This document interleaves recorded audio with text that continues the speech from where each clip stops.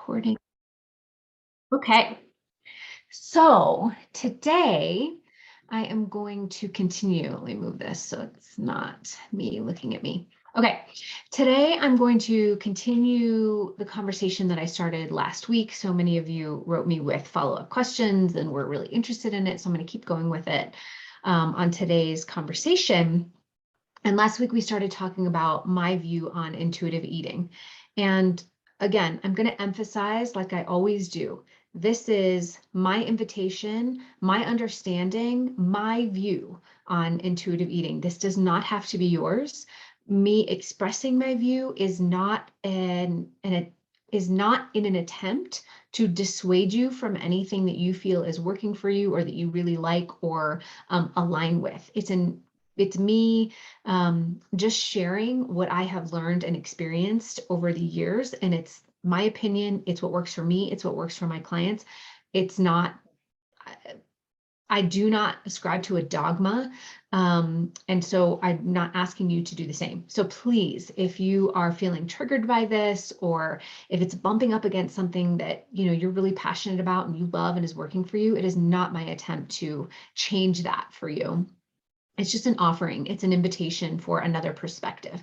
And here's where it comes from, is that many people that I have worked with in the past, I'm going to say somewhere around 5 years since I really went fully into working privately with people again. Many people have come to me with some version of, I tried intuitive eating and it didn't work for me, or actually I feel worse after doing it. Like, what's wrong with me? And the what's wrong with me piece is the piece that I'm so passionate about. There's nothing wrong with you. And that's what I want to continue to describe to you today. So people will come and say, I'm supposed to do this intuitive eating. Like, I'm supposed to just love my body and, eat intuitively what my body needs. And it doesn't work for me. I'm gaining weight and I feel worse about myself than I did before. Why does it work for everybody else and not for me? Right? Many, many pieces of this. I started talking a little bit about some of them last week. I want to continue that today, and we'll, spend as much time on this as we need. So I want to point out a couple of things. Last week, I talked about my issue with the inherent assumption in intuitive eating that if you are attempting to control your food intake in any way, saying no to things, or even attempting to control your macronutrients or anything like that, that there is an inherent assumption that you are a victim of diet culture and you're restricting and you're dieting and this is bad for you. And last week I pointed out, in an intuitive eating workbook, that there was a test or a questionnaire that was research based that quite literally, quote, in the workbook said, if you said yes to any of these things, this area needs work. And some of the questions were, when I have cravings for something, I don't let myself eat that thing, or I say no to other things. And this really, really angers me because it does not leave room for an individual relationship with saying no, or deciding not to eat something. It says, and that's one of my issues, is it's sort of inherent in intuitive eating, is if you're actively saying no to something, denying yourself something, that there's a belief that you are somehow in restriction or deprivation or struggling under the weight of diet culture, right? And that really gets under my skin because there's a lot of gray area in there. So I won't rehash what we did last week, but you can go watch that video. And then I started to introduce this concept that what intuitive eating relies on. So two of the principles of intuitive eating, honoring your hunger and fullness cues, essentially. And I don't ascribe to those two pieces necessarily. And let me explain a little bit more about why. So this idea that we have this intuition about what our body needs, right? It sounds really beautiful.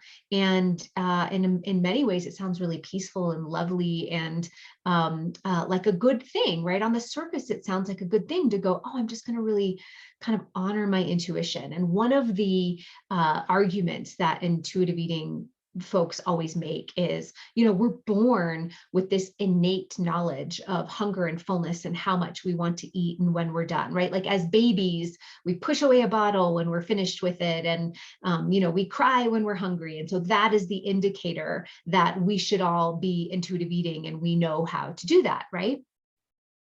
And while that sounds really lovely and sounds like a really good, like a really good path for all of us to be on, I want to break this down a little bit from a sort of evolutionary biology perspective. So I'm going to put a pin in that and go down this path a little bit. And here's what I want you to know. Humans, look, I'm going to butcher the timelines here, but stay with me and get the bigger principle, okay?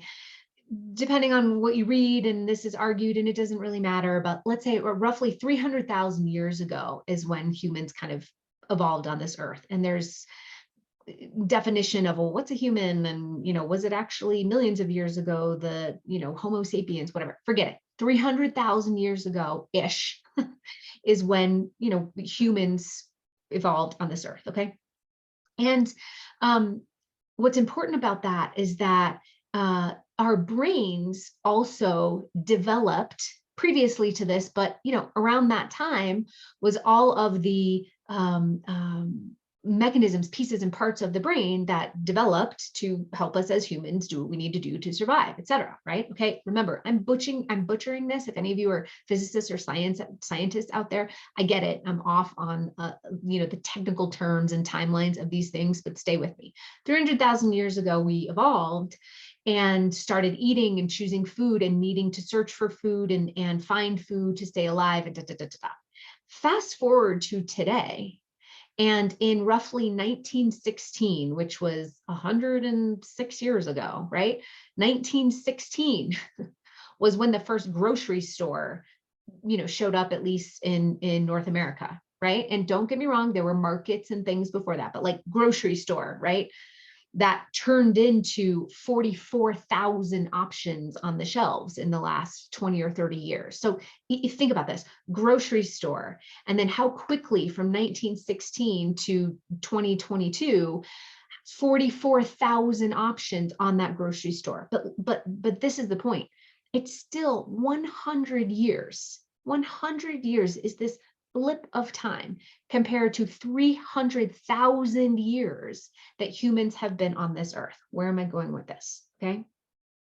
If you think about the way our brains are developed and the way the brain, you've heard me talk about this a lot. The brain and the body are mostly under unconscious control. You don't think about taking a breath. You don't think about pumping your blood through your organs. I'm not thinking about moving my fingers right now. I do all of this stuff automatically. The brain and body work in this beautiful symbiosis to control every part of who we are and how we survive. Okay. Why is this important? Because when we think about sort of our adiposity, our weight, our body temperature, our pH level, our liver functioning, all of that stuff, it is mostly under unconscious control, meaning the drivers to do the things that we do to survive mostly come habitually and automatically. So we need to keep that in mind when we're thinking about making food decisions. We have this sort of modern idea that we are in charge of our food decisions, right? Like I make all of my food decisions consciously and intentionally and intuitively, right? And that if I can just slow down, I'll have access to my intuition, which will lead me to all of my food decisions. And I say, no, that's actually not how it works. The only reason that any of us are alive today is because our brains told our body, or our body told our brain. I won't get into that piece. which is first brain to body, body to brain. It's a whole nother conversation. Our brain told our body told our brain what to eat, how much to eat, where to find it, how to forage for it, how much of it to consume, right? That is all under unconscious bodily control, right? And so let me lay this out for you let me bring it back down to earth and lay this out for you in specificity. We know that there's a theory called optimal foraging theory or optimal foraging strategy, depending on who you listen to. And essentially what this theory means is that from an evolutionary biology perspective, we evolved to our brain, not consciously thinking, our brain telling our body unconsciously, we evolved to seek out the most high caloric meal that there was because our body needs energy to survive. So if, for instance, a hunter was going out to get food and there was a patch of broccoli, 50 yards away, or there was a deer a mile away, that hunter knew, I'm going to go get that deer, because me going over to get this patch of broccoli over here is not going to give me the energetic and caloric needs that my body needs to fuel me for a prolonged period of time. And in fact, by the time I go get this broccoli and then chew it and eat it and digest it, like I got nothing left, right? Because, it takes my body energy to even chew and digest the broccoli. Okay. So, but remember, there were no calories. We didn't know that broccoli was a carbohydrate in a macronutrient, right? That was an unconscious mechanism that drove that hunter to go find the rabbit or the deer or the thing that had higher caloric density that would last further. This happened as well with honey, right? Like, if I'm going to go look for broccoli versus honey, which has a lot of sugar, which is, turned into glucose very quickly for energy that I can use, that hunter would know where the honey is and go get the honey. This was thousands of years before the first nutrition, before writing even was there or books were even written. We instinctively, right? The body knew to go get high caloric density food in order to survive. The body is still, so here's why I told you 300,000 years ago, we were developed, our brain was developed at that time. Fast forward, only 100 years have we had a grocery store with, 44,000 things on the shelves. Our brain has quite literally not caught up to the fact that we have 44,000 options of food on the shelves at all times to choose from. We have not caught up to that fact, okay? Meaning our evolutionary biology has not gotten the message that I don't need to eat the most high caloric density food. I'm going to survive. Like I'm not at risk for death if I don't go out and eat the most high caloric density food. Why does this matter to you when we're talking about intuitive eating? The optimal foraging theory, the optimal foraging strategy tells us that our brain is designed to seek out high caloric density foods. That's what it does. Now, this is just one strategy. There are more examples of this in the scientific nomenclature, okay? But this is just one that's important for you to understand. So that here's this in action. Anybody go to the grocery store, and if you don't have a list and you're hungry, you end up putting different things in your cart when you're hungry at the grocery store, don't you, than you do when you go right after you've eaten a meal.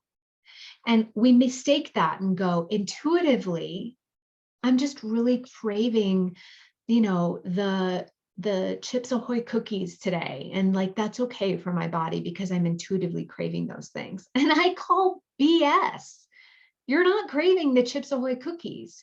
Your body is getting a signal that its glucose is low. In order to account for the glucose, it's firing signals at you saying, get the high caloric density food, get food that's sugar and processed food, because that turns to glucose really quickly and then I'll have enough energy to survive. That's what's going on in a grocery store when you're hangry. There's nothing intuitive about the decisions you're making, right? And so another example, right? So you are at home and maybe you're bored, or maybe it's just habitual, and you go upstairs and you look in your cupboard and you say, what do I want to eat? I'm going to intuitively decide what I want to eat. Well, that's not the way that it works. If your brain sees in front of you at eye level, sees options for goldfish and processed foods and snack foods and foods that have this beautiful combination of salt, sugar, fat, it's going to send you messages. Eat that food. That is more desirable. Your brain is sending you that message. And then when you receive that message and go, oh, that goldfish is looking really yummy today, and I'm intuitively wanting some goldfish because maybe my body needs salt. No, that's not what's going on.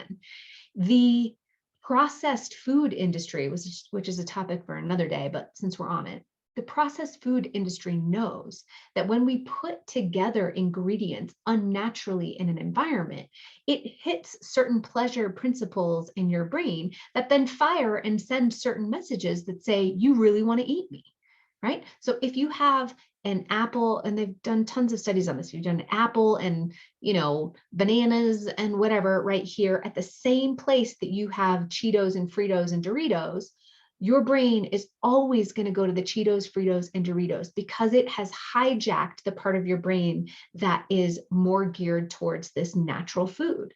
Processed food actually has done some brain hijacking. So you're always going to want the Cheetos, Fritos, and Doritos. Okay. That's not an intuitive hit that you want that junk food. That's the way that your brain is designed. It is always designed to stay alive. It wants the most high quantity calories, calories that can be easily used for energy, that calories that can be stored as fat. Your brain wants that all the time because it still mistakes us for people who are at risk for famine or freezing to death. And so it is always looking for foods that can help you adapt to that situation, even though we're not in that situation anymore. So this whole idea of I'm just going to intuitively make decisions around my food, in my opinion, is inherently flawed. Okay. There's a whole nother layer to this, which is that if you are already in an overweight or obese body, now you have your thermostat is set to a certain, I'm going to call it temperature. Your lipostat is set to a certain setting that is going to then fire you messages to keep you at that setting. So if you are carrying extra adiposity and weight, your body is designed to try and cue you to eat to stay at that weight. So somebody who is struggling with their weight and saying, well, intuitive eating, like I'm just intuitively eating these things. No, you're not. Your body's telling you that it wants to stay at this weight because it, from an evolutionary biology standpoint, believes that if you lost weight, that would be dangerous. So it's going to send you signals and cues to try and keep you at this weight, right? That's not intuition. That is a evolutionary system that we don't need anymore because, we're not in most of us. I'm speaking to, sort of the majority of the population that I work with, right, do not have limited access to food and resources. Like some countries do. We're not suffering from starvation. Of course, I know that exists, but that's not who I'm talking to today, right? So it is an outdated evolutionary mechanism that we don't need anymore. And we don't address that evolutionary mechanism through intuition. That's because it's not intuition that we're actually getting those messages from. It's a biological mechanism trying to keep us alive. The other thing I want to point out is that when we talk about sort of the ideas of intuitive eating, like knowing when we're full and how much that we need and things like that. Yes, if we lived in an environment where we were living in a more natural food environment, right? So food is mostly grown from the ground in regenerative, I can't say the word today, in the right type of soil. Okay. If you know what I'm talking about. If we were growing food in the right type of soil, and it was, coming from the ground or trees or natural sources, and it wasn't man-made, and we weren't doing all the processing, and we weren't stripping away the fiber, and we were, keeping food in its natural state intact, then yes, we might be able to rely more on our intuitive cues. In other words, the way that nature intended us to eat food, it has all of the pieces and parts and macronutrients and fiber and all of the things that it needs to tell us and work within the system to tell us when we're done eating. Right? So if you're naturally eating nutrient-dense whole foods as close to their natural state as possible, you have better access to your, quote, intuition. In reality, what is happening is that you're eating more fiber, right? And the macronutrients that you're eating are doing its job in the body, increasing your satiety rate, telling you that you've had enough, right? And increasing the rate at which you get full, naturally having you stop so that you're naturally not overeating, right? Could you call this intuitive? Maybe, but in reality, what we know about the macronutrient and sort of micronutrient makeup of food is that if we're eating nutrient-dense whole foods, food does what it's meant to do in our bodies, and we are satiated easier. And because it lasts longer, we're not hungry as quickly, right? And so our ghrelin hormones that tell us when we're hungry don't kick on until, an appropriate amount of time goes by. So we could call this intuitive eating, and maybe there's an argument to be made there, but also it's just the way that food is naturally meant to work within our systems from a biological perspective, and therefore we eat in a healthier way, if that makes sense. Okay. So the point of that, why you care about that in relation to intuitive eating, is that we no longer live in a natural food environment. In the last 100 years, boy, have we really done a number on our food system, right? And don't get me wrong, there are benefits to some of the things that we have done, right? Shelf life and longevity and sort of access to food. There are some benefits, but there is a huge downfall in the way that it has interfered or interacted with our evolutionary biology, and what we know as a result of that has impacted our food choices, what types of food choices we make, how much food we want to eat, and those things are playing out together. So why am I telling you that? Because we don't live in a natural food environment anymore, as I started to talk about last week, and I'll probably continue next week, what is necessary is a way of intentional eating. So I sort of started talking about this last week, my view of what intentional eating is. But the reason why I'm so passionate about intentional eating is because what it implies is there is room for I guess I could say the word some intuition, but more so it's eating with intention. It's eating with these things in mind, that I understand the evolutionary biology. I understand that there is going to be a driver for certain types of food, a certain amount of food.